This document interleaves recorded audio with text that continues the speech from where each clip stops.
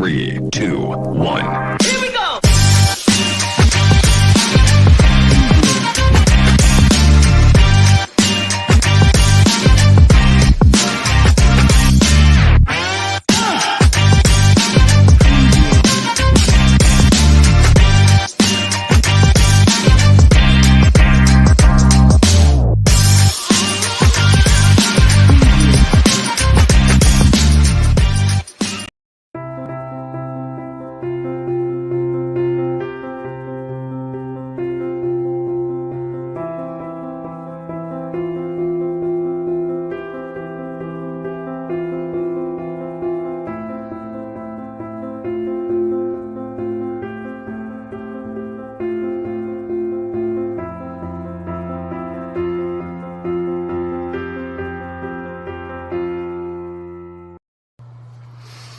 Ahoy, friends. It's me, Dave Landau. After a long night on stage, I like to kick back with a captain's hat and a fine cigar and watch the Dennis and Andy show. These guys are huge nerds, but they're the kind that you actually want to hang out with. Enjoy them. I do. Well, hello, everybody. Welcome to the Dennis and Andy Show. It's Wednesday. It's 5 p.m. You know what time it is. It is that go time with the Dennis and Andy Show. We are like clockwork. We are like clockwork. And what have I been doing all day, you ask? Andy, what have you been doing all day? Well, I've got these in my hands. What is that? That is the actual printed book for First Man, Still in Demand. Head on over. Link is in the description below. Go get yourself a copy. I mean, Dennis, I'm a busy little guy. I took about 60 to 70 of these to the post office today to mail out. Am I getting any help from this guy? No. No, he's right on that. He comes over. He's like, you know oh, what? You've been busy. You know what he did? He goes, here, carry up some boxes. I feel like a mule just carrying up all of his boxes. If at least it's not 2,000, then you'd be 2,000 mules. Exactly. You'll get that reference if you're in the know. If you're not, you're not. But anyhow, it is Wednesday. So, Andy, who do we got today? Oh, we don't have just one guest. What? We've got two guests, including the two of us. That is 4 people. We are going to be talking to Charlie's London. She just launched the second campaign for Charlie's London. So we're going to talk about that. And of course, we're going to talk to the teen sensation, Billy Tucci himself, and his new SAKURA campaign. So let's bring him in. Of course, ladies first. And no, that's not Billy. It is Charlie's London. Hello. Welcome. How you doing? Doing great. And I know it's almost 11. Actually, it is probably 11 o'clock your time. So you are a trooper. It's 22:04. That tells me nothing. That means it's 10:04. Oh, yeah, 10:04. Oh, it's only 10 o'clock? Oh, 10 o'clock's nothing. Mm-hmm. And then the teen sensation himself. Oh, look at that. Little Billy. It's Little Billy. It's Little Billy. Did you ever see that yet? I was on one of your streams when I actually saw it when Billy showed it the first time. Had I known that, I would have brought little Dennis. We could have had little Andy, and we could have had a little party. We got to have a little party. We have to have little Dennis and little Andy and little Billy. You know, the funny thing about our little statues of each other, if we put them next to Charlie's, she's actually just a smidge taller than us. It's true. It's true. I've told this story on stream before, but when Jan and I got engaged, my brother sent me a card that actually said, oh, now the Hobbit finally has a ring. So so I'm exactly 5 foot. What's scary is some of the kids in the first year at my school who are 11 are taller than me. So it's like, here's the thing. Now, come on, Charlie's. I've seen your feet, and they're not big and hairy. You're not a hobbit. Now, Dennis, on the other hand, thank God the camera's not down below because, I just looked down and ruined my dinner. When I walk next to a Velcro wall, like David Letterman, I stick right to it. There you go. Oh, look, AJ's telling you, Dennis, put some sleeves on. Sleeves, AJ. So we just did our Doctor Strange review, and I wore my Star Blazer shirt. That's my new one, sleeveless. Why would I ever wear sleeves? Just happened. Now, unfortunately, Randy says Dennis will be the last guy to get his first man. Unfortunately, not the case. He got his on Saturday. Not only did I get it on Saturday, you get him. I read it. See, I charged him for shipping and hand delivered it. Dang. So either he got a great deal because for $6 he got it hand delivered, or I made $6 for not having to pay for the postman. He got the white glove treatment. On my last campaign, somebody bought the book that lived in the next road to me, and I was sat here going, do I just drop it through the letterbox? Do I email them to tell them I can drop it? Like, do I give them a little something extra because I don't? It's going to go to the postal exchange all the way back, and I can just. So I'm toying with this idea, and then Jan said, "No, look, you have to keep it professional. Just post it. Just do exactly what you need to do." Right. So anyway, I'm toying with this idea, and then about 2 months later, there was a girl in my class who's sat reading my book. I thought she'd got it out the library because I donated loads into the library. And then when I got talking to her, she's like, no, miss, I bought it a couple of months ago when you were talking about in class, I bought it. So I'm thinking, oh my God, all them times at school, I'm thinking about this because it was playing in my mind. The person who was responsible was the row in front of me in the classroom, and I never knew.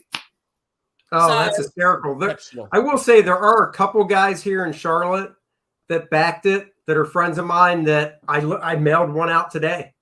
I threw it in the mailbox because, you know, I see the guy every couple months maybe. So it's like, I'll just throw it in the mailbox. And then our very own Marcus right here. Marcus is a fan. He lives here in Charlotte. We'll see him at conventions and stuff. His will go in the mailbox as well. So, yeah, I actually feel honored then that you dropped it off and handed it to me and said, now sit down and read it. I did. And it still took you 3 days to get to read it. It did. Yeah, we have because I rent the American Legion also. We had like a pizza party, and like anybody wants to come on down and get your books, come on down. Yeah. Oh, that's a great idea. We came down and we had pizzas and we were chilling out, and you know, then they helped us box some books up too and stuff, and it was a good time. We had a lot of fun. Smoked some cigars outside. I think I'm going to do something similar, but not as nice. The week before I'm going to start shipping, I'm putting all these little shits in detention, and they're licking stamps. There you go. There you go. That's what I'm doing. Slave labor. Perfect. Wow. Just move to China, why don't you? No. Jeez. Get a whole bunch of minions. I'll pick up my books if it's easier. No, Marcus, it doesn't matter. We'll talk about it later, Marcus. We'll figure it out. So you can meet Marcus at like I don't know, like Waffle House. Waffle House is so good. Do they have those up there? No, dude. I had we used to. I had when I was at the show. Me and old Cap, the show we went to that Waffle House near there. Yeah. I didn't have waffles. I had like I thought they had French toast and stuff, so I just got eggs. It sucked. That place sucked. Oh, come on. That's because you didn't get a waffle, man. It's the Waffle House for a reason. Waffles suck anyway, man. I don't know what. Like yes. See, Billy just went way up on my list. God. I've been telling him that every time. Right, Andy? I mean, everyone like Dennis. I mean, people like French toast and pancakes. Dude, waffles with peanut butter and chocolate chips and maple syrup. Dude, I've never even heard of that, but I will try that. When you go to Belgium or France, they have crepes, and then now those are great. They put the best ones, but they're really tricky to eat, so you have to be really careful. Is they wrap it round and they put it in like a cone, and then they get warmed cherries in their juices with like syrup, and then they spray cream on the top, and you somehow have to try and eat all that, but that is the best. Oh no, my daughter loves crepes. So yeah, crepes are good. I do too. I actually make my pancakes are actually crepes. So they're not pancakes. Buttermilk. No, they're we call them pancakes, so they are. Well, let me ask you guys something. I mean, like eating waffles is like, you know, it's like if I go over to lunch, I'll have scones. That's what it feels like. That's why would I do that? You don't like scones? I like scones as much as I like waffles. Yeah, scones are like dry, hard pieces of hardtack crap. Nah, you're getting the wrong type. Scones from Starbucks are nice and soft. Starbucks? Those aren't scones. Oh my God. So you know what I did? So we went to Paris when Debbie and I were in Paris a few years ago. And we're sitting there, and it was breakfast. Like, what do you like? I'm like, well, I'll get toast. I'm in France, right? We get toast, and I'll get some bacon on the side with some syrup. She brings me freaking toast. Like, I'm like, what is this? She goes, you asked for toast. I said, well, I'm in France. I want, French toast, right? I think I'm in France. I should just ask for French toast. I should ask for toast, right? When you're in France and you want French toast, you should just ask for toast, right? I wanted toast. I wanted fries. I wanted dressing. Right? What's up with that, man? Just a quick question. Do you guys must get spaghetti carbonara in the States, right? Yeah. Yeah. But you know that isn't even a proper Italian dish. It's actually an American Italian dish. Did you know that? The marinara? No, the carbonara. Oh, Yeah. the carbonara. No, I did not know that. Yeah, I didn't That's know. where it comes from. Billy will love this one. So essentially, American troops stationed out in France, but they were Italian American troops.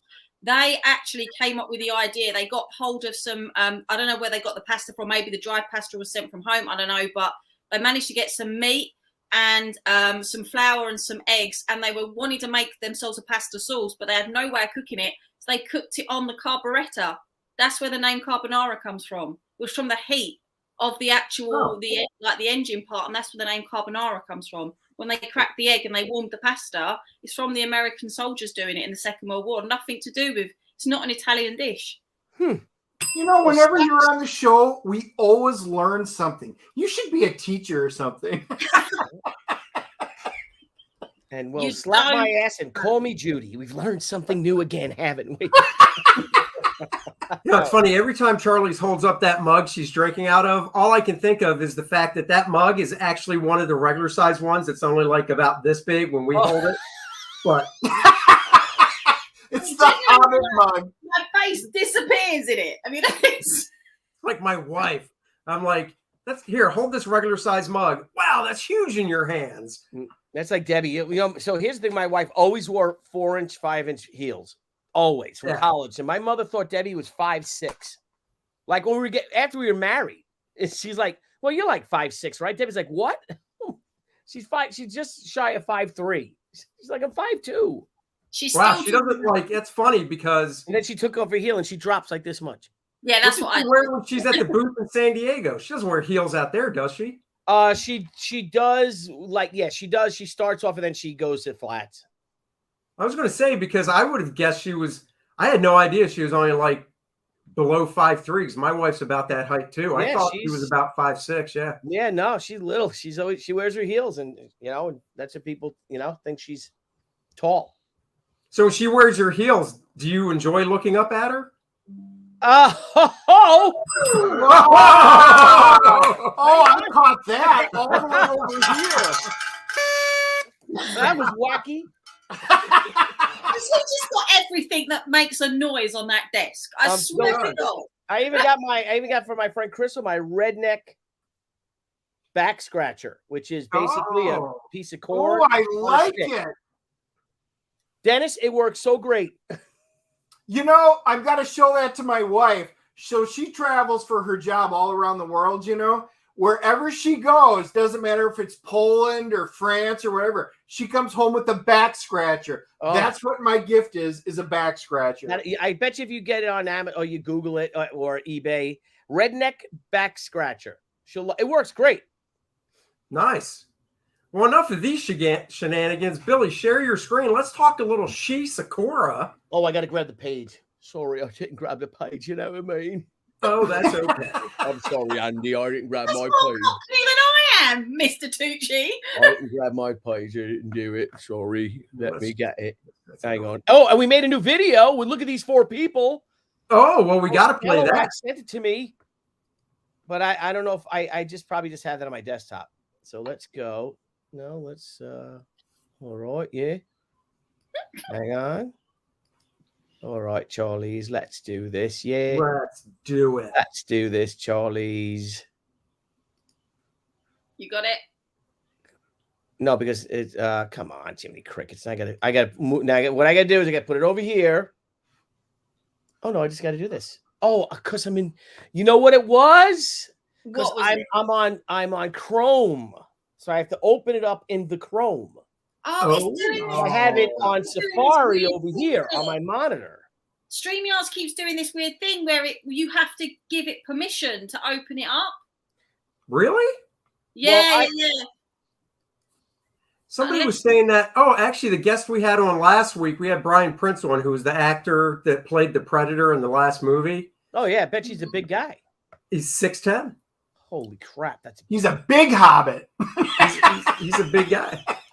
Well, I shared it. I don't know if it worked. Did it work? Oh, there it is. Booyah! Boom! Ding! In our first 20 days, this is crazy. Dude, you're crushing it. We're almost unlocking our $115,000 stretch goal. Which is what? Which is, I don't know, what is it? Let me see. The hardcover trading card. So it's the SHI hardcover image. This image, they get their first trading card right there. Oh, cool. Isn't that lovely? Isn't that lovely, Charlie's? Very good. Nice. So no, that's no, but guy, I don't know what to say. This is on our Indiegogo campaign. Now you know I do both Kickstarter and Indiegogo, boys and lady. It's been a tremendous. Our first week we just celebrated our first week anniversary of the Kickstarter, and we're over 52 grand on that. Oh, and nice. This sucker's going on 115. So 9 days left. So it's been great. And I love this story. The book is now expanded to 72 pages. I think that's because I'm hanging with the bros. You guys keep adding pages to your book, so I have to add them on. Shoot. I'd be done.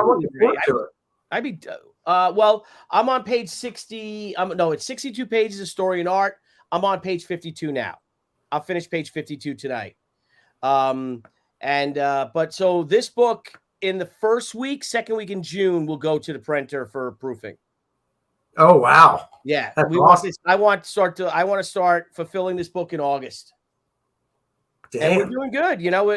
We're doing good. And this is our new little remark print. I love doing these little remarks, So if it's going to the printer, you said in June, which is only a few weeks away, when the campaign's over, you keep it in demand? Here's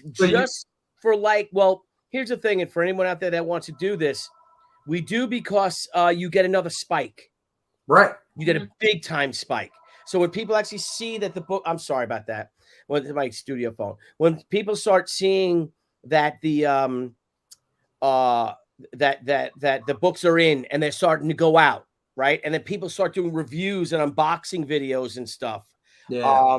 You get a whole nother spike because then people know, like you're doing, Andy. Someone knows they order First Man right now, they're going to get it in the next few weeks. Yep. So that's the same thing with us. And then we do it probably for the first 2 weeks because the omnibus took us 2 months to fulfill because there was a lot of, we had 2,975,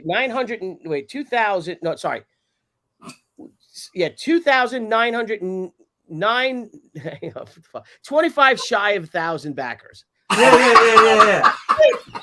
2,000, what is it? 2,975, right? 2,975. 2,975. Yeah, 2,975. So we had to fulfill, and just think the vast majority of them are omnibuses. So we had to, we had to fulfill all those bad boys. So that took us 2 months. We're hoping that this fulfillment takes us a month. Not 6 weeks tops. But and then we'll launch our next one, which will either be another omnibus edition or it'll be our Zombie Sama 2 Dorm of the Dead. We got to see. Yeah, that's cool. Yep. That's cool, man. So, but I'm real proud of it. I'm real proud of how the book's coming out. I think it's the best SHI book I've ever done, ever worked on. I'm proud of our team. And basically what the story is about is that you see this woman here is that at the end of Haikyo, Anna Ishikawa learns that she is full Japanese. Right. She learned, remember, Andy, you did it, that she is full Japanese. She's full Japanese. Yeah, that's perfect. I love it. So, and now that her mother, which is right here, Anna cannot come to Japan because now Anna wants to go to Japan and find her birth mother. And her birth mother is like, she cannot come here. Her life will be in danger. And the repercussions of that could destroy everything I built. So she sends Yuli this we call him the stone cold automaton like killer.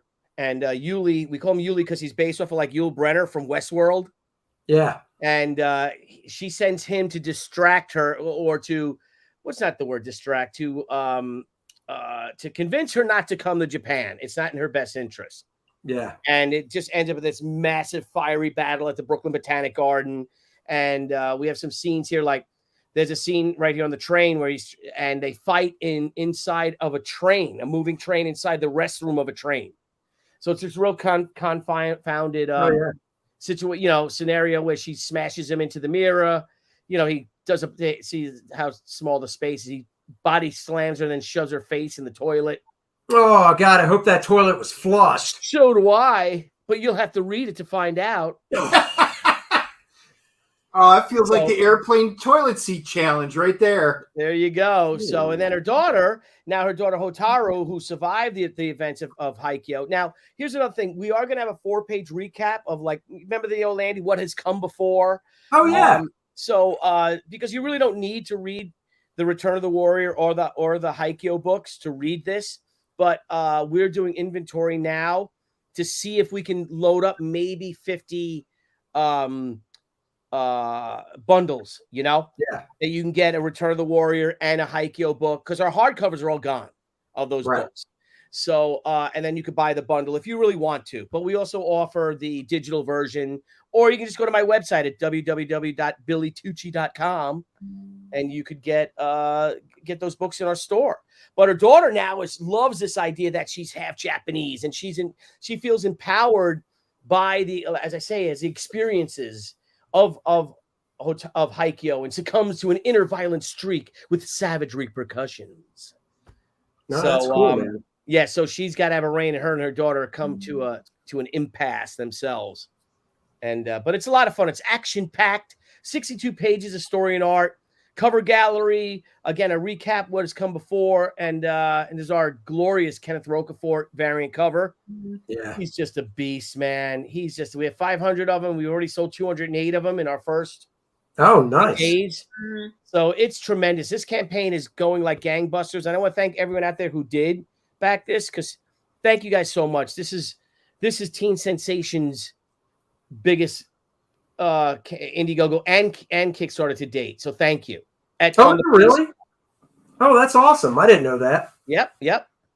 We're like fire. Because you can't really, because the omnibus would actually be the biggest one, but you're not really counting that because that's this whole different animal. Well, yeah, the omnibus was a $60 book. Yeah.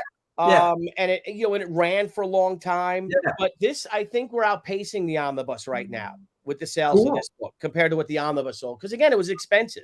Yeah. And we got like I said, we got killed on that book though, dude. Oh, dude, when you told me what your shipping bill was, I was just like, oh. I was talking to Brian Polito, and he's like, well, why did you ship it priority mail? We ship our omnibuses, media mail. And I'm like, well, we ship our other books media mail. He's like, no, I ship my other books priority and first class. If I told you what my shipping bill was, you would cry. Very much. My campaign wasn't. I mean, my first one was massive, and I'm privileged, to say I had a really successful one. But if mine was bad, I can only imagine what some of you guys with these massive campaigns are paying. Yeah, well, I'll let you know what ours for the U.S. Postal Service alone, not UPS, for our foreign things. We paid over $70,000 to the United States Postal Service. Ooh. And these sons of bitches, when you go there and drop the books off, when I would come there with my truck filled with them. Oh yeah. Back it up, get the box, get the skid, do it all myself. And these people are like pissed off at you, like you're giving them more work to do. That's right. At one point, I'm like, I've already given you $50,000. You want me to give it to another post office? Because I'm doing all the work here. All you guys got to do is, all the labels are done. Everything's all done. Oh yeah. And we just got to put it in a box, and they shrink wrap it, and a truck takes it off a pallet. But they're like, oh, hang on. We get the same thing. I mean, we've got a post office not like literally maybe a 5-minute walk. So I'd load up some boxes and I'd take it down there, and I'd be taking like maybe 25 to 30 at a time. But bear in mind, it will take me there and back is 10, 15 minutes. And we have a system here where you fill out a docket of all the the postcodes and the door numbers, and then how you're sending it. And you literally drop that little piece of paper in the box and just leave it in a hatch. And the way that they, they give you the huffing and the puffing is really funny. But the thing is like, I didn't take this into consideration the last time round. But whereas maybe 70% of your guys are domestic, you have to flip that for me and say 70% of mine are international. Yeah. And halfway through fulfilling the campaign, the prices went up. Yep. And the customs duties changed. Yep. And so we had to take that into account. I mean, the post office have already told us that between now and the time I fulfill, because I'm going to be fulfilling July next year, they've already told us that January there's going to be another price hike of 5%. So we had to incorporate the 5%. And I can't even tell you the amount of times I've had to apologize to people. My postage isn't even really that expensive, but I've had to go, I'm really sorry that you're paying like this for this book. And whatever. Well, that's why we might do our omnibus next. Yeah. And then for July, so we can get that bad boy out in October. Get it out in August, I mean. Or September, get that bad boy out by November so we could launch the Zombie Sama campaign. Right. The Zombie Sama book is completely done. But I think we're going to do it just because, like you said, our shipping prices are going to go up even higher as well. Yeah. And so I think the next one will be an omnibus. And I've got 5 plans. So I'm not sure which one yet, but we'll see. We'll let everyone know. We'll let everyone know on the Dennis and Andy show. There you go. Yeah. So how much was shipping on like one of those omnibuses? They were, we charged $16 each, and they were a hell of a lot more than that. Yeah, that's what I was wondering. Not including the bubble wrap, not including, the bags, the boards, all that stuff that we bought, not including hiring people to work for us to do it too. Oh, and then you just don't indenture your friends to do it like Andy does. But see, I do that. But my friends who want to who come to work, they don't want to get paid. But these sons of bitches eat and drink like it's going out of style. I mean, and I'm like, I should pay. I don't want to get paid. I'm like, no. I really want to pay you $100 a day to sit here and hang out because I can't afford to buy you dinner. And they always want to go out.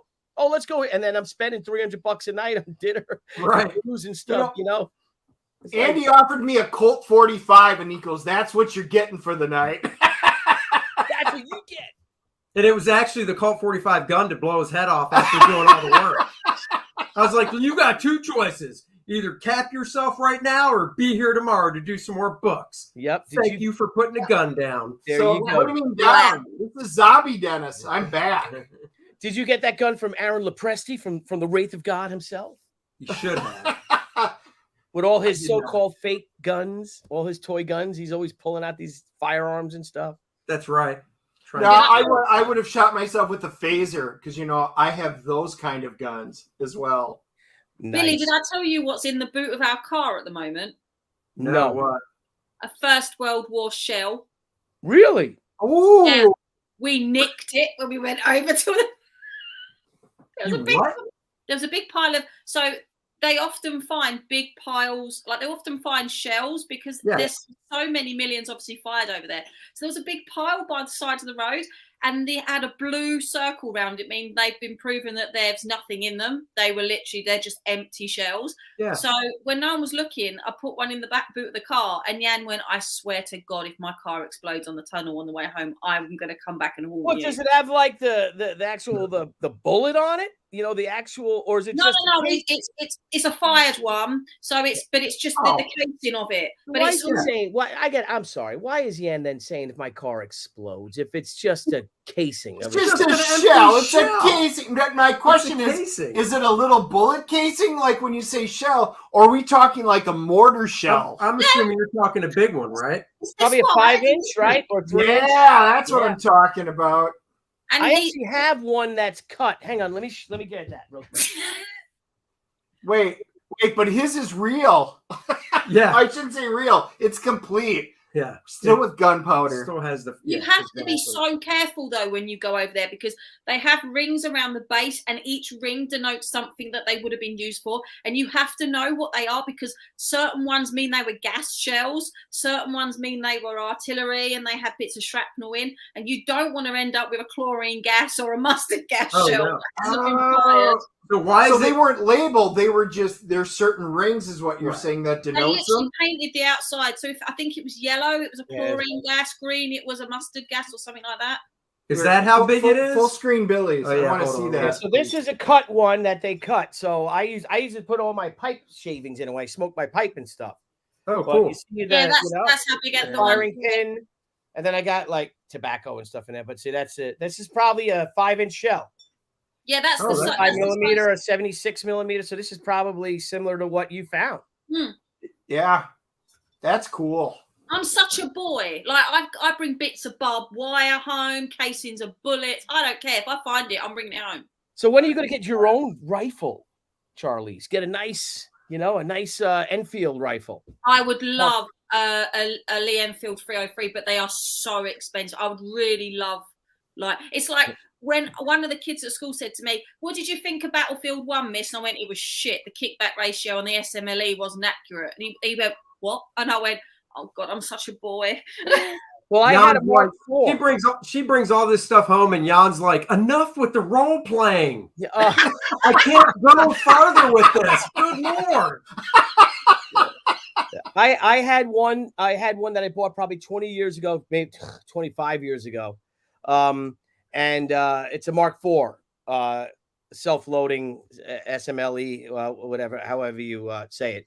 The Lee Enfield 303. I bought it for $120. That is cheap. And then I sold it to someone for like $200 only. And I'm like, oh. You won't get them for under £450 now. You won't. Well, it's worth it. Now, can you get one with a working one that with the firing pin and everything like that? Probably, if I ask a couple of my mates, they probably know. I would do that. You need one. You defend yourself. Defend your home. You're like Andy Smith. So yeah, if she has one that big, how do you thought at the person? I gotta defend my. To be honest, we used the reason why the butt was so big was because when you run out of weaponry, you could use it for melee. Yeah. I bet you my cousin carried one who was killed at the Battle of the Somme. I still cannot believe he's buried in the next cemetery to my great-grandfather. I know. That's insane. Yeah. Crazy. But my biggest question is, even if you get the rifle, can you get ammunition in London? No. Right? That's the big one. Otherwise, you're just fixing a bayonet because there's nothing else you can do with it. Randy even said that. Fix a How bayonet. about up in Scotland? Can you get in Scotland? No. What if you get in Europe? Well, terrorists get in Europe. They shot the hell out of Paris 5 years ago, right? So how did they get it? This was the massive problem. What the guns they had were actually they were ex-military guns that were meant to have been soldered and deactivated, and they ended up being able to reactivate them. So now when reenactors go across the pond to do anything, they have to use basically wooden prop guns that look real because of that. So this is another thing, back in the day when we used to do, because I used to do reenactment all the time, it was so good to be able to see these guys lining up and actually shooting the blanks and showing demonstrations. Now they can't do that because of things like that. So it's really quite sad. Yeah. Well, here's a funny story. It's not a funny story. It's a sad story. So we were in Paris 2 weeks before the major killings. So I wanted to get a Je suis Charlie shirt for the Charlie Hebdo murders. Couldn't find one anywhere at a comic convention. Couldn't find one. Nobody would sell them. And the reason why is because they're afraid that if you're selling them, someone's going to attack you. So this one guy asked me, he's like, "Yeah, I got to ask you something." And he's like, what is with you Americans and your guns? Right? So I said, we're in Paris. I said, all right, well, let me ask you something. I said, you in Paris, you cannot possess a firearm, can you? He's like, no. I said, you can't shoot a firearm, can you? He's like, no. I said, you can't own a firearm, can you own one? He's like, no. I said, so basically firearms in the most of France, for the majority of it, unless you own a lot of land, you can buy a shotgun for bird shooting or something. I said, for the most part, firearms are outlawed in your country, aren't they? And he said, yes. And I said, well, then answer me one question. If there are no firearms in this country, why are all your police officers armed? And they were, every single one of them. And they had machine. And he said, oh, Billy, please. Well, you know that terrorists and criminals will always find a way to get guns. And I said, you just made my point. Thank you. Yeah, exactly. The only people who are not protected are you. Right. And that ain't going to happen here. You know, they try that kind of crap here, you know, forget it. So, yeah, I think to get ammo, you still go through the French Resistance. yeah. That's good. Well, we have the same thing as we may not have the same problems with gun violence, but how does this make any sense? We have a big knife problem in this country, but you can walk into a supermarket and just buy a paring knife or a small blade that is meant to be just a knife that you can cut ordinary vegetables and stuff with. You could still walk out on the street and do damage with it. Yeah. So how is that any different? I mean, Right. we do allow guns over here, but you have to have licensing. They have to be for shooting or for sports or whatever. You know, what's that? They have to be in a secure cabinet. They have to be in secure cabinets as well. Yeah. Because I want to go and I want to hunt up in Scotland. I want to go up there and hunt. You'd be allowed to do that. I'm pretty sure you're American. I want to hunt a red stag. I think. Well, I don't know if you do that because I think they're protected by the Queen. Well, the Queen hunts them. Well, they're hers. Of course she can. That's true. What can I say? She wouldn't be allowed to hunt them on your land, though. Only you can hunt them. Right, but you pay for that land. That's your land. So that's the difference between this guy, right? This land is your land. This land is my land. Here, this is our land. They work for us. There are designated places where you can hunt deer and pheasant and whatnot. Yeah, I see that, and you know, wild boar and stuff like that. Yeah. I'd love to do it. Even a pheasant hunt would be fun. You know, wear all those cool tweeds and stuff because we have to wear blaze orange and all that. And you know, I want to be walking with well, Prince Philip is passed, but you know, not Prince Harry. Forget him. But I don't know. Maybe there's some cool lord or someone there that we can hunt with. The blaze orange. You know, the Queen only up until like 10 years ago. She used to fix all her own Land Rovers and Range Rovers on her estate in Balmoral when she used to go shooting. No, because she was trained in the army. She was in the army. She trained to be a mechanic. So she used to fix them all. And when she was in her 80s, they said like, "Mom, you can't do this anymore because it's dangerous for your health." But she was changing oil, all sorts of things. Like she loved it. That's awesome. Yeah, I love your Queen. I do. Yeah, she's something else. I have so much respect for her. Yeah. You know, so much respect for her. Now, when's her birthday? Oh, it's been and gone. It's in April. Oh, yeah, really? no, the next big thing coming up is that 70 years on the throne. Whatever. Yeah, the Jubilee. The second. Yeah, the Jubilee. Oh, God bless the Queen. Please let her live to that. Well, it's soon, isn't it? When is it? Will. Next couple of weeks, we're having this. I mean, what's going to be great is we're having all street parties and stuff here, and there's going to be all that sort of stuff. So I'm hoping to show you something. I'm hoping to go to one, and then I'll live stream it because it's real proper old fashioned what people should think of England being about, all that sort of, you know, pomp and ceremony. And I am unapologetically, I love all that crap. Like I love it all, and I don't care. You know what I love? Can I play this? Let me just go ahead. Hang on. I'm sorry. It's all right. No, the longest house I've lived in I think the longest Helen and I have lived in a house is the one we're in now, and it's going on 9 years. So next year will be my 10th anniversary on the throne right off the bedroom, if you know what I mean. Oh, I do. The bathroom. The bathroom. You'd be on that bathroom for your 10th year. Congrats. Yeah. See that? Okay, can I share a little something? Yeah, go ahead. Andy, is it okay? I hope you don't get a strike from it. It's go ahead. Video. I share it all the time. I don't get strikes on mine, but let me share this. Hang on. I love this, man. Here it is. So let me make it big. Let me go big. All right, you ready? Yeah. Oh, the last flight. Yeah. What if this doesn't make you choke, especially you, Charlie's. Listen.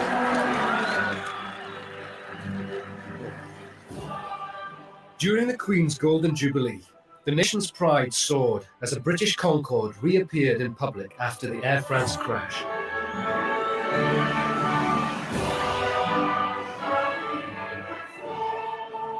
As we got close to the palace and sort of came over Admiralty Arch and looked down the Mall, something really astounding happened. I've never seen 1 million plus people. Look at that. 1 million people, not very far away because we were flying at just over 300 meters above the ground. And you could see them waving, cheering, waving flags and hats and throwing things in the air. It was astoundingly emotional. Isn't that gorgeous? Yeah. It is. See Her Majesty standing on the balcony. She happened to be wearing a flame orange outfit, so you could see her quite clearly. And How long ago was this? fantastic. It had been 25 part of years, something. 20 years Yeah, I ago. was going to say, because it was a golden jubilee. Concorde was back. Look at that. And then it does the But in missing the man. It flies off.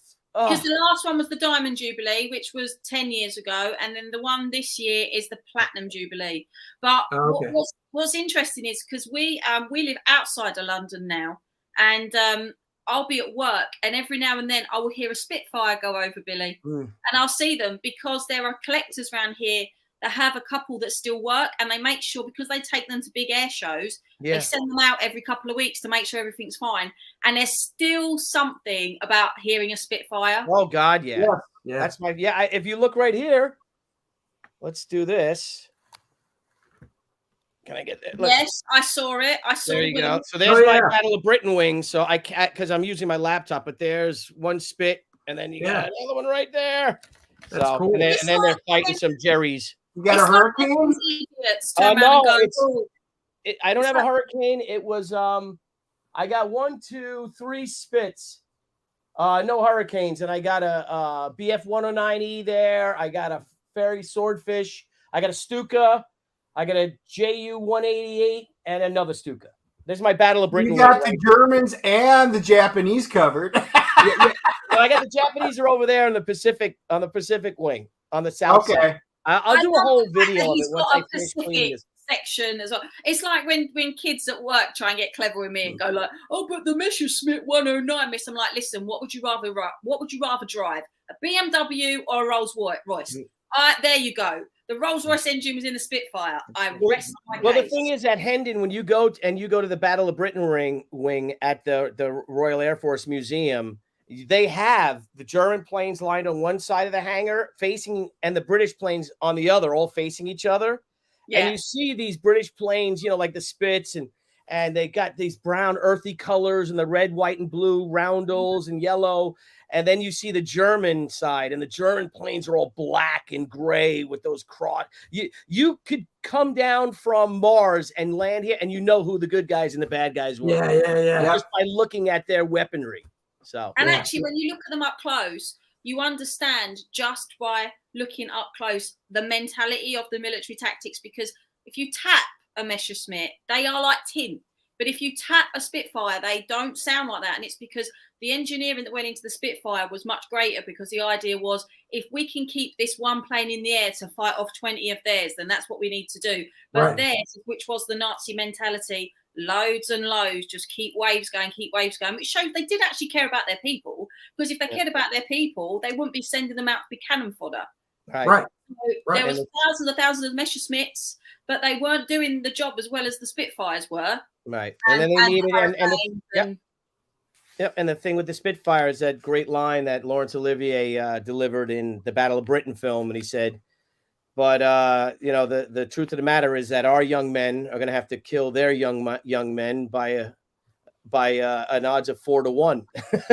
They were so outnumbered, the British pilots. Yeah, and Yeah. most British pilots didn't die because they weren't as trained as well, or even that the planes were not as good. It was sleep deprivation. The average British pilot slept 4 hours every 14 days. Oh. And I feel like we've derailed your show, Andy. We're just talking about war. No, I don't care. Hey, I'm just saying, Charlie's, pop your screen up. Yeah. Me? And Charlie's, if it's okay, I'm gonna jam, guys. I have this. Yeah. I have our honor guard practice. I have to Yeah, do dude. drill.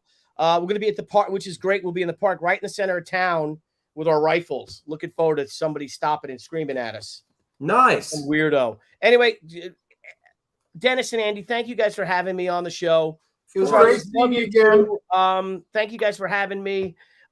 This is fantastic, and I won't see you on the Bros tomorrow. I know.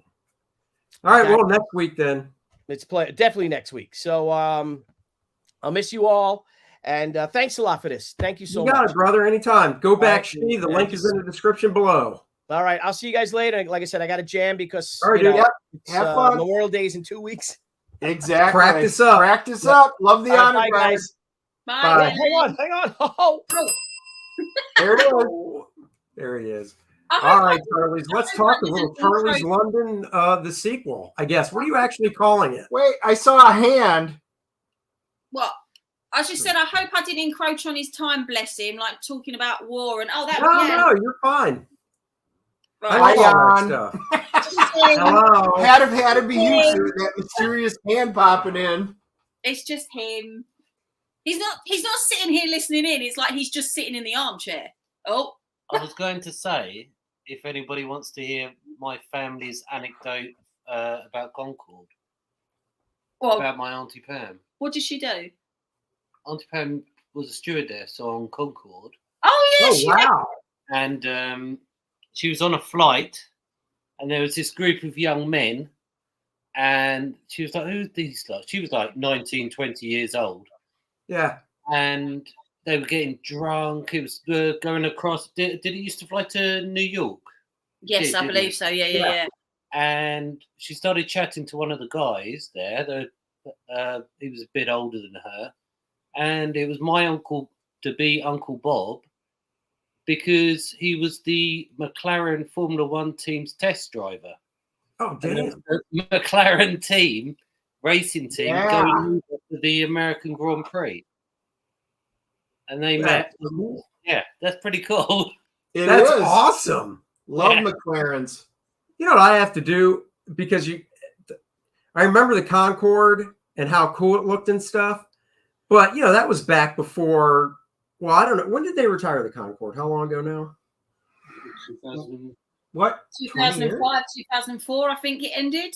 I've never actually Googled what the inside of the Concord looks like. I still have no idea what the inside of that plane looks like. So I'll have to do that. Oh, they had a whole documentaries when it came out where they toured the inside. It was impressive. I wish I could have flown on the Concord once. That would have been great. It's tight. It's absolutely tight. It's 2x2 seats. Yeah. So it's like being in a limousine. Mental. Well, real quick, grab this super chat from Randy. Hello, Randy, for $10. Thank you very much. I just added the circus cover. Chaplin is being given the Cirque du Soleil treatment. A circus show based on Chaplin's works is being created and will start its international tour this fall. Oh, did you know that? I did not know that. I did not. I knew that because what people don't realize is his family has a connection to Cirque du Soleil.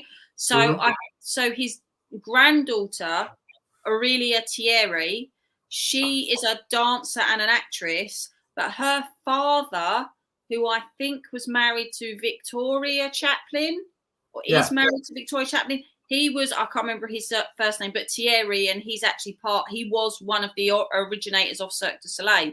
So there is a family connection. Actually, I'm surprised it's taken so long for them to do something. But yeah, I mean, the circus film is what that cover's based on. But thank you, Randy. I did get your message before, but because we were in full swing, I didn't want to interrupt the chat to bring it up, but I did get it. And thank you so much for doing that. He wanted to back a book again, so he backed twice. So that's very kind of him. Randy's awesome. All right, so let's play the video first, and then you can talk about it and stuff. Does it automatically share the audio now? Someone told me that it does. I guess we'll find out. I have no idea. We'll let you know.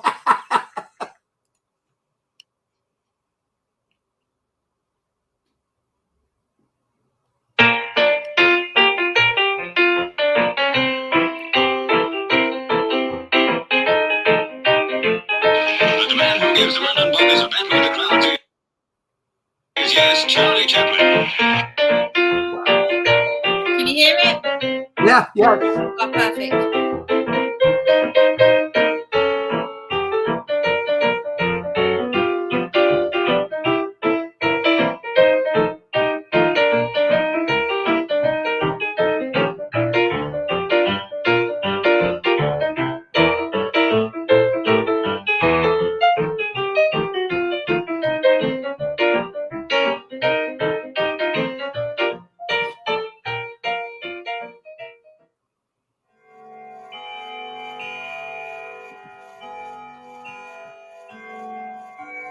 this country is at war with Germany.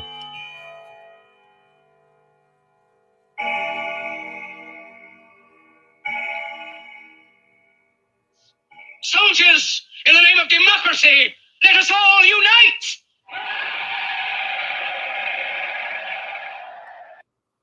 Nice. There you go. I did. Do you know what? I made that trailer all myself, and originally that was the mailing list trailer.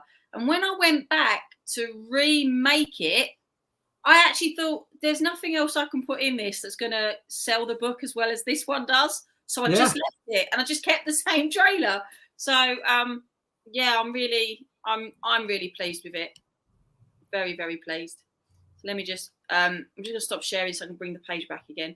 Okay. So what would you like to ask me about? Well, just what's for, I mean, I know I backed it, I know what it's about, but act like we don't and just give us the rundown on what this one covers, because I mean, it says Walworth.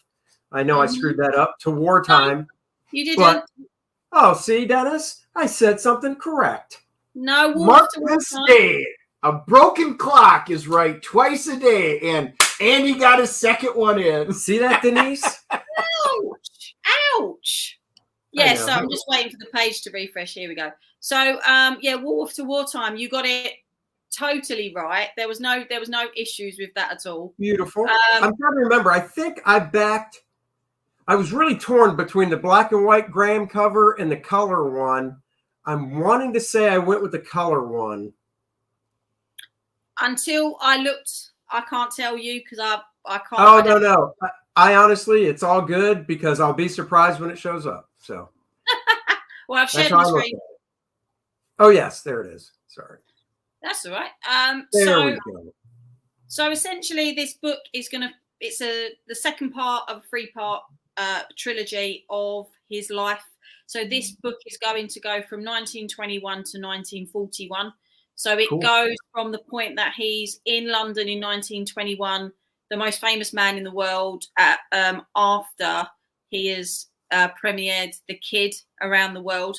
And it sort of starts with that twist of little did you know he's about to embark on probably the most artistic period of his life, but also the most traumatic part of his life as well, because the 20s to the 40s is where it goes well. When it goes well, it goes well. And when it goes bad, it goes terrible. Oh. And that's essentially what you're going to see with this. The ending of the book, it's no massive secret to say this. It's not like a spoiler or anything. But right. the ending of this book is going to be when he releases The Great Dictator. Yeah. So to me, it was really important to finish it with that point, because he comes to London in 1921, 1931, and then doesn't come back again till 1952. And so he is in America for throughout the whole of what happens in the Second World War. But there is a definite feeling that he never left. His heart was still in England, and his heart was still very much in Europe. And from 1933, well, actually no, from 1930, he was screaming to anybody that would listen that Hitler was a dangerous man, and nobody was paying any attention to him. And he discovered a friend in somebody else that was screaming about Hitler, and no one would take notice of him. And that was Winston Churchill. And people don't actually realise they were friends. They used to write to each other. They used to discuss this issue. Well, the problem was, because Churchill had made such a catastrophic disaster of the Gallipoli campaign in the First World War, and Chaplin was a comedian that himself had seen Scandal and and all these sorts of things. They people didn't take them seriously, and they genuinely pandered to Hitler and thought that if they just gave him what he wanted, he'd shut up and go away. Well, obviously we know that's not the case. So when he releases The Great Dictator, believe it or not, it was to mixed response. Now, you think that speech is one of the most famous speeches ever made now. Yeah. When it was released in America, it got a lot of backlash. Even though it was critically acclaimed, it got a lot of backlash. And over here, even though we had bombs dropping on us left, right and centre, the people of London embraced it and thought it was a triumph. So it was incredible to think that people that weren't at that time experiencing the war were very cynical of it, but people that were actually living with it, it was a very gallows humor. They appreciated what he was trying to do, and Hitler hated it. Like Hitler banned it in Germany. He threatened that if he caught anybody watching it, they would face public execution. There was all sorts of things. So the Great Dictator speech has got its own license, and the Chaplin family have been so on board with this project and the previous book, they didn't even make me apply for the license. I just got it to include it in this book because they said you can't tell this story without the speech. So is the whole speech going to be in the book, not just part of it? No. So Mickey and I have been playing around with ideas, and we're thinking about doing like a double-page spread of him doing motions. Oh yeah. And there's film. There's looks like film reels going around as he's gesturing, but if you look, it's the speech going all the way around. Oh, cool. Yes. So we're playing around with some ideas like that. But I mean, obviously, there is a page I will show. There is a page on the campaign, and he has just sent me over 2 more pages, one of which I've already showed you, Andy. You did, and it's fantastic. And so he's upped his game from the last book. I mean, I didn't think he'd be able to, but that page you posted is just gorgeous. So this is the one that's on there at the moment. So the last book ended with him going to the premiere of Limelight. And this book starts with him coming out of the premiere of Limelight, and people don't want to talk to him about the film. They want to talk to him about this accusation of him being a communist, and that's all he keeps hearing in the crowd. And so as they're driving back to their hotel, they take a detour, and he gets the driver to pull up outside the Ritz, and he gets out of the car, and Una's going like, "What are you doing?" And he says, I need to be here. And it's because when he came back into London in 21, he stayed at the Ritz. So then what you'll do is you're going to go back to 21. It's going to be the same theme as before. So when you hit different parts of his life, you'll regress back to the different stages. But all the great films, this is the other thing. This is going to be an immense project in the fact that you've got some of his biggest films in this book. You're going to have the Gold Rush. You're going to have the Circus. You've got City Lights. You've got Modern Times. You've got the Great Dictator. We're going to have to fit them in amongst the fact that, he has 2 turbulent marriages in this book. Then you've got the scandal that ensues with his marriages and his children. You've got the festering idea of the Second World War. We've put the campaign on to July 2023. Sure. One of the reasons we've done this is because I've said to Mickey, I know I've put 64 pages on the campaign, but if you come to me and say we can't tell this story and give it justice unless we go to 72, 96, I've told him I don't care. You keep going till it's done, because the backers are not going to complain if they get more pages. They'll only complain if they get less. So that's what we're going to do. And we've already mapped out, what's going on and stuff. But there is so much that goes on. And I have to say that I think that just the campaign page in itself, if this is a fraction of what you can see you're going to get, this is going to be a really, I think this book, for quality wise, is going to outdo the first one, especially with the covers and things we've got on there. I mean, we've got, if I scroll down, I mean, this is Mickey's Modern Times. That was difficult. That was a difficult choice. And, I went with Graham's, fellow bro and everything. Yeah. But that is a gorgeous cover as well. Yeah, this one, I think when we're going to get prints done of this one. Nice. I think that, to be honest with you, that's going to be stunning as a print. I'm really tempted, actually, to get it printed on a canvas and put in my flat, because I think it's stunning. So, of course, we've got the Graham Nolan cover here, which is, it's just stunning. I mean, I was trying to think of this the other day. I don't think Graham has done many covers other than his own books while he's been over in CG.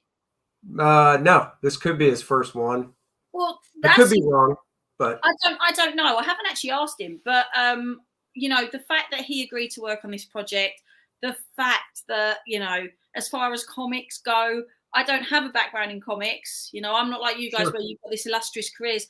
I've got, you know, this one particular project that I've done now. It's the second part, and the fact that I've got Graham Nolan working on my book is insane. I mean, he is someone that people know for the, you know, the back catalogue of stuff he's done, and he's just knocked it out of the park. And then when we got Gabe to actually colour it, I mean, it's mental to think this is the same cover. That these two covers just give something so different to each other. So for the very first week of the campaign, originally the black and white, the coloured one was going to be it was going to be a 24-hour variant, and then the amount of people that said to me, "Don't do that, don't just offer this for 24 hours." So what I decided to do was they will both be on the campaign for the duration of it. But for the first week, you'll be able to get them together at a discount rate. Oh, cool. That's my featured tier. So the featured tier is like the if I take you just straight back up a minute, they are the Graham Nolan double pack. So you will get the cover coloured by Gabe, and you will get the beautiful original, and you will get 2 virgin prints in that as well. So they're not going to be available anywhere else other than this tier. So they will be the covers, but just with none of the lettering on them, none of the dressing. So I think that that's definitely something that people should have a look at if they're thinking of backing it and they're not too sure what one to get. And of course, we've got as well. So that's Mickey's one all done up. This cover is. He just asked me, "Can I do a cover?" And I said, "Okay." I said, but there was a couple of stipulations. He was like, "What's that?" I said, "Don't do anything to do with war because I've got that covered. Maybe keep away from the Great Dictator." And he said, "Why is that?" And I said, "Well, the thing is, the way that's at the end of the day, we know what weirdos on Twitter are like. Yeah. Oh yeah. If I put the Great Dictator on a cover, it's gonna, well, you know, people are just dumb. Oh, totally. I don't want the hassle." And equally, so he came back with Modern Times, which, you know, with St. Paul's in the background and London the way it was, I just thought that was absolutely perfect. And this one, which is Peter Gilmore's cover, homage to the Circus film, which is one of my favourite Chaplin films, and I loved it when he showed it to me because of the monkey blowing the raspberry down on his leg. Yeah. I just thought that was absolutely brilliant, like the way that they are. And you know, Andy, because you got the first one, when you got the silent variant of the book was like the add-on when we hit 50,000. Yeah. It was such a popular cover, and people kept saying to me how amazing it was that when we decided we were going to add book 1 to the campaign so that people could buy book 1, I couldn't decide what cover to bring back of the ones that were there. So we decided, because people love this one, Peter coloured it, and this is the second printing of book 1. Oh, very nice. Yeah, so that's also been really, really well received. And the Kit and Caboodles are back, but they're not called the Kit and Caboodles this time. The big luxury box. They are the big top circus box. Oh, and there's cool. loads of stuff in there, including an exclusive print from Billy, and these gorgeous little silver figures, which That's cool. are Charlie and Buster. You can buy them separately, unpainted, which are also on the campaign. And we are really, really close to this stretch goal, which is everyone's going to unlock the 6 a.m. stickers. So yeah, that's pretty much the campaign, really. 71 away from it. I know that's going to happen. I'm not even worried about it. Randy had a question just above it. Hold on, I'll get there. This one? Yeah. It said, did Hitler pattern his toothbrush mustache after Chaplin? ? Chaplin clapped him back with the Great Dictator. Yeah, I think. Oh, that is so amazing! Thank you, everybody. I just seen that. It's jumped up. That's amazing. So it looks like it's gone up and gone down. It's because of the exchange rate. So, so I think Randy also said, are the stretch goals going to be in pounds or dollars? Well, they're going to be in dollars, and I'll tell you why. Because I think it's unfair when I said to you about how 70% of my backers are from the States or abroad. Right. I kind of feel, because of the way the dollar is with the pound, it obviously looks like there's more dollars to the pound and whatever. I kind of feel it's unfair for the majority of my backers to wait till it gets onto the British pound. So I think to myself, okay, we'll do it in dollars, and then, you know, everybody wins. My American friends get theirs, and then the British get theirs a bit earlier. So everybody gets a little bit of something. So the stretch goals are going to be, they are going to be in dollars. I think Chaplin had, yes, he did. Chaplin, I'm pretty sure, had the toothbrush moustache first. And then Hitler had it. But it was quite fashionable. Like, people don't realise it was actually, we think of it now when we either think of the Hitler or Chaplin, yeah. Yeah. But actually, there was a lot of people then that had it as well. So, well, I mean, I can't imagine Hitler has it first and Charlie's like, you know, that guy might be an a-hole, but he's got a nice look. I'm going to have to try that. Yeah, no, it wouldn't have been. Definitely not. No. I mean, Dennis tried it once, and I was like, dude, seriously? Yeah, but that was called puberty. That was called puberty. That just happens to be when the first hairs grew in. Oh, okay. That is a thing, though, isn't it? That is a thing with men. Like, when they shave their moustaches and that off, they always leave that little bit just to see what it looks like and then shave it off. It's like a little sort of I haven't been clean shaven in a very long time, but I've never tried that. It never crossed my mind. I actually have a picture of me with the. Oh, can I post that? Nope. Damn it. Susie might let you. That's true. Well, that's cool, Charles. I'm very glad that it's up and going. I remember, talking to you how, behind the scenes when you were getting stuff together and working on it, and now it's launched, and it's amazing. And you know this from your first campaign. It's amazing how while you're working on it and when you're in the thick of it, it's hard to see that finish line. Because I just remember a few months ago still working on original art for mine, and now the book's here and I'm fulfilling and stuff, and next thing you know, it's going to be July next year and fulfillment time and all that. So, well, the one thing I was really happy to see, because I backed it, but I wanted to make sure, because I didn't get your first book. I got to read Andy's, and I was like, oh, I love this book. And I said, I bet when her next one comes out, she's going to have a version of it so I can get it. And you do. So for anybody who missed your first one, you can get both of them. So that's what I did. I wanted to make sure I got it so I can get your first Charlie Chaplin book. Thank you so much. I mean, I'll be honest with you. It's mental because it is such a passion project. It is such, I always say to people, don't worry about having me on a stream. There won't be any awkward silences because I can just talk about this all night.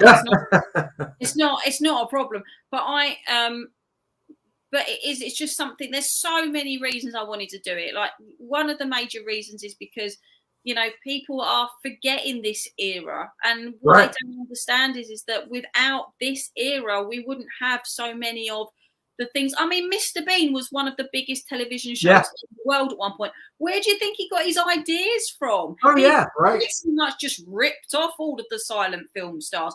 Don't get me wrong, in a loving way, but it was very much, and you still see them now. There's so many jokes and things that you still see.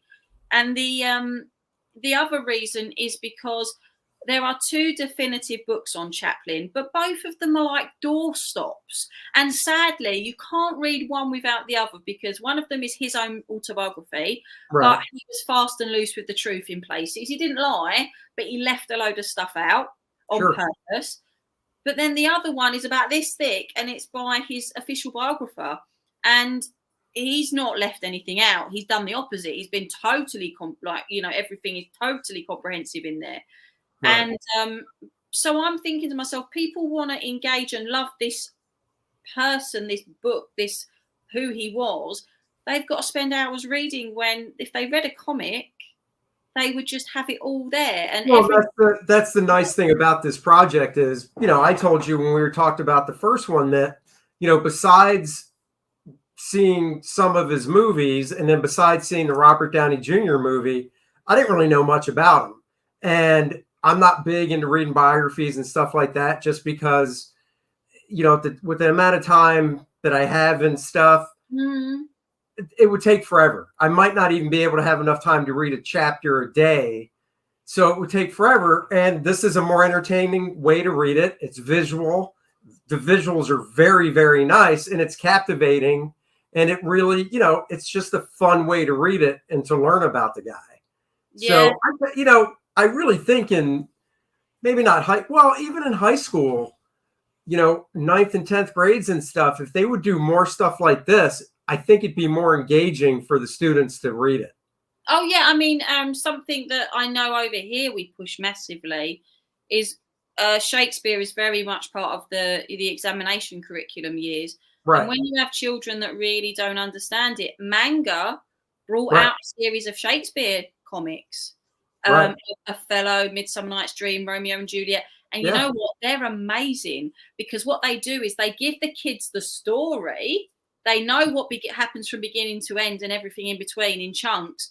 But in order for them to then go into the proper book and go, okay, now I know what that scene means because it's in this picture, it just gives them a whole new dimension. And that's exactly what this comic does. It is totally historically accurate.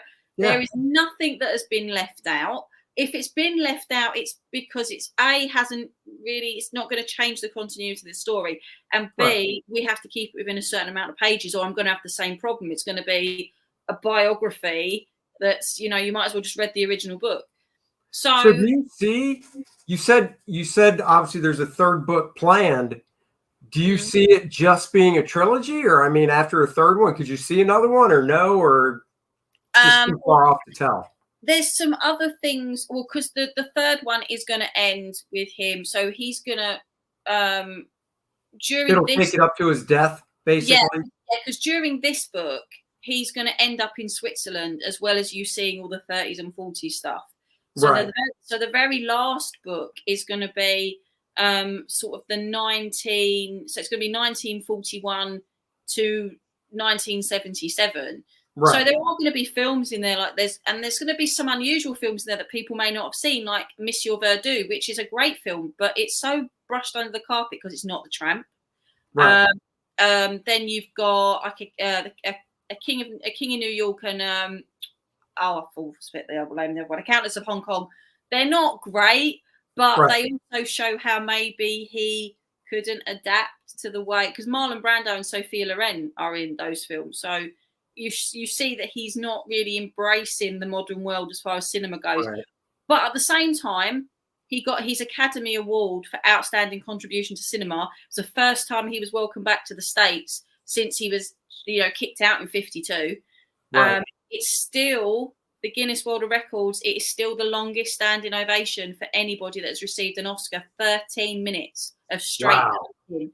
So that'll be in there. He finally gets his knighthood from our Queen as well. That will be in there. So, but I don't know if the Chaplin journey is over with those three, because I have been talking to the estate, and I would love to be able to turn the individual films into graphic novels. I was actually just thinking it would be kind of cool if you took some of the films and turned them into graphic novels. That would be kind of cool, because once again, instead of sitting down and trying to figure out that chunk of time to watch a film, you'd have something, you know, that you could read and still get the enjoyment from, especially with the, you know, the artists you have doing such a fantastic job. So. Yeah, I bet it would be great. We did there's a project we had on for Nosferatu, you know, a silent film, and we backed that one, and I actually I'm dying for that one. I bet this would be just as cool, if not better, because, you know, it's just great stuff. Well, the other one that I'm like, I think they're definitely on board with it. Whereas maybe before I brought out the first one, they wouldn't have warmed to it.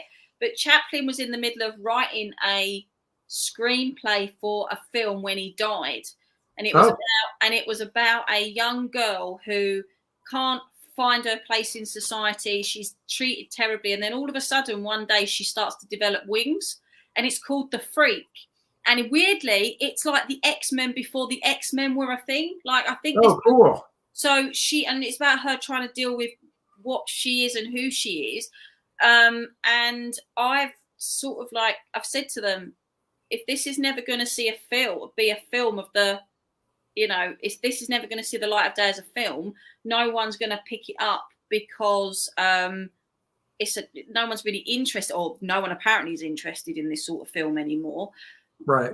Why don't we crowdfund his unfinished book as a graphic novel? Why don't we actually, because his biographer, who I'm very good friends with, was able to finish the script through notes that he found in the archive. It took him ages, but he's done it. There is now a surviving script. There is nothing to say that Mickey can't do it. We know we have photos of what storyboarding from what he wanted the concept to look like, because his daughter Victoria was meant to play the girl. So we know the images that he had put. The wings that he had made are in his house in Switzerland, which is now his museum. So we know that this was this close to production when he became very, very ill.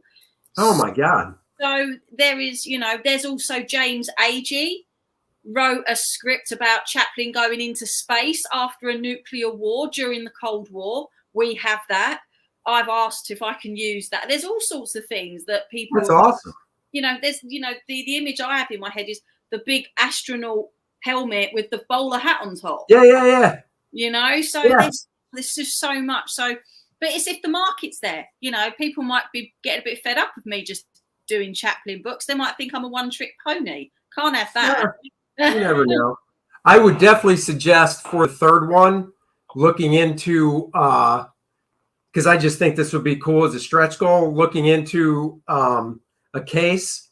So when you get the third one, you can put the other two in it. So it's a box set. That would be cool.